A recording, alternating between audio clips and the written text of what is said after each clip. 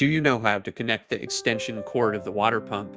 This is the standard 2-meter cable for the water pump. Put on the big heat shrink tubing first. Then cover each wire with a small heat shrink sleeve. After that, we wind the thread.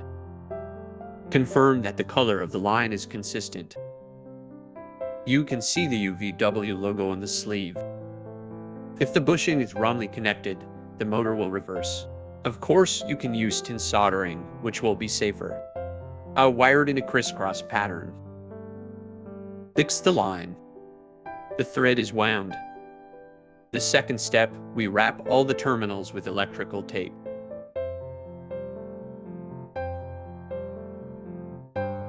Make sure all copper wires are covered with electrical tape. Avoid exposed copper wires. Blow the heat shrink tubing with a heat gun. Wrap with waterproof tape.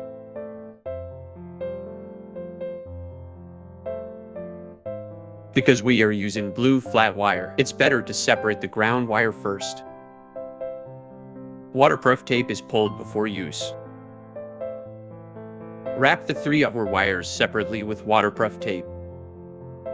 When winding, make sure that the waterproof tape is tightly wrapped. Then cut a piece of waterproof tape.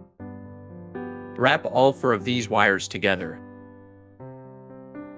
Waterproof tape wrapped.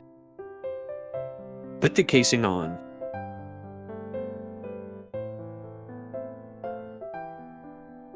In this way, an extension cord is connected.